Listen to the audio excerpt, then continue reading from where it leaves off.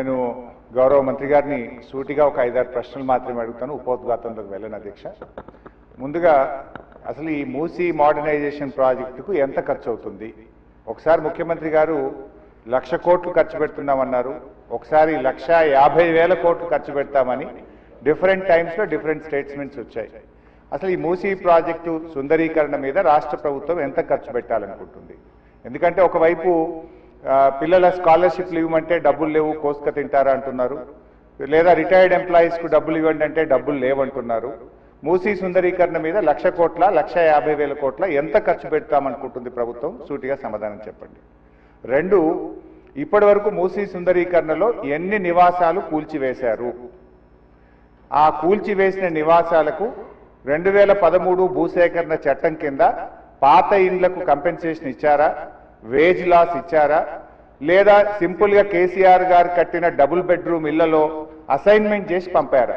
2013 భూసేకరణ చట్టం ప్రకారంగా 14.5 లక్షల రూపాయల డబ్బు ఇవ్వాలి వాళ్ళకు, పాత ఇంటికి R&Bతో ఎస్టిమేట్ చేసి డబ్బులు ఇవ్వాలి, అదేవిధంగా సెలబుల్ రైట్స్తో కూడినటువంటి 200 గజాల స్థలంలో కట్టిన ఇల్లు ఇవ్వాలి.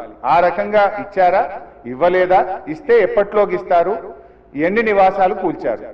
ఇంకా మీరు ఐడెంటిఫై చేసి కూల్చవలసిన ప్రభుత్వ సమాధానం చెప్పండి. నంబర్ 3, గౌరవనీయులు మంత్రి గారు మాట్లాడుతూ ఆన్సర్ సిలో ఏమన్నారంటే హెచ్ఎండబ్ల్యూఎస్బి నీటిని హిమాయత్ సాగర్, ఉస్మాన్ సాగర్ లో పంపిణీ చేయడానికి చేపట్టింది. మూసీ నదిలోకి ఎప్పటికప్పుడు విడుదల చేయడానికి 2.5 టీఎంసీలు రిజర్వ్ చేయడం జరిగింది అన్నారు. అంటే స్వచ్ఛమైన గోదావరి జలాలను మూసీలో వదులుతామన్నారు, సంతోషం. మరి ఈ 2.5 టీఎంసీల గోదావరి జలాలు ఎక్కడి నుంచి తెస్తున్నారు? గత ప్రభుత్వం కాళేశ్వరంలో భాగంగా నిర్మించిన మల్లన్న సాగర్ నుంచి నీళ్లు మూసీకి తెస్తున్నారా, ఇంకెక్కడి నుంచైనా గాల్లో నుంచి తెస్తున్నారా? ఆ 2.5 టీఎంసీలు కాళేశ్వరం ప్రాజెక్టులోని మల్లన్న సాగర్ నుంచి వస్తున్నాయా, ఎక్కడి నుంచి వస్తున్నాయో సమాధానం చెప్పండి. తర్వాత అధ్యక్ష, ఈ మూసీ మీ నియోజకవర్గంలోని వికారాబాద్ నుంచి ఆ అనంతగిరి కొండల నుంచి స్టార్ట్ అవుతుంది. గత ప్రభుత్వం మూసీలోకి మురికి నీరు రాకుండా ఉండాలని దాదాపు 32 ఎస్టీపీలు కట్టాం. అందులో ఒకటి మన వికారాబాద్ దగ్గర కూడా ఒక ఎస్టీపీ కట్టాం. ఇవాళ ఆ ఎస్టీపీని మెయింటైన్ చేయక మోటార్లు బీకేసిండ్రు, గడ్డి పెరిగింది. ఆ ఎస్టీపీ ఫంక్షనల్ చేయక వికారాబాద్ మున్సిపాలిటీ మురికి నీరంతా ఈరోజు మనం తాగుతున్న గండిపేట హిమాయత్ సాగర్ లోకి వస్తున్న విషయం ప్రభుత్వం దృష్టికి వచ్చిందా? ఆ ఎస్టీపీని ఎందుకు మెయింటైన్ చేయడం లేదు అని నేను అడుగుతా ఉన్నా. గత ప్రభుత్వ హయాంలో మేము మూసీలోకి మురికి నీరు రాకుండా ఉండాలని 32 ఎస్టీపీలు కట్టాం. మరొక 39 ఎస్టీపీలు కట్టడానికి కేంద్ర ప్రభుత్వానికి అమృత్ పథకం కింద మేము ప్రతిపాదనలు పంపాం. అవి మంజూరు వచ్చాయా, ప్రారంభించారా, ఏ దశలో ఉన్నాయో సమాధానం చెప్పండి.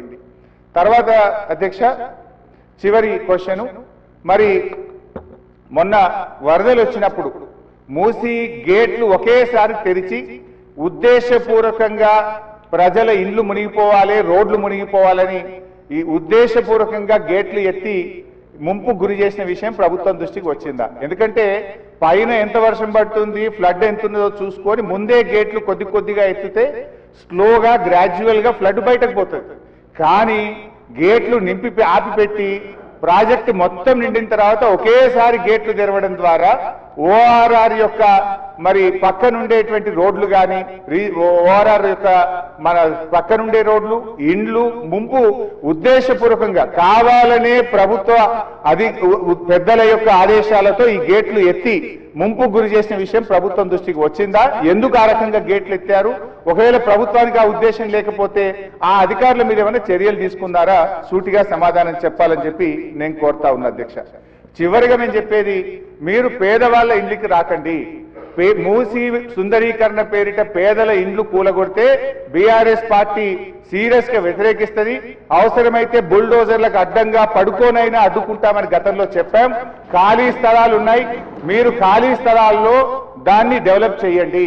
మూసీలోకి గోదావరి నీళ్లు తెండి, మురికి నీరు లేకుండా చూడండి. కానీ మూసీ పేరిట పేదల ఇండ్లు కూలిస్తే మాత్రం బీఆర్ఎస్ పార్టీ ఎంత మాత్రం ఒప్పుకోదని మీ ద్వారా ప్రభుత్వాన్ని తెలియజేస్తున్నాం.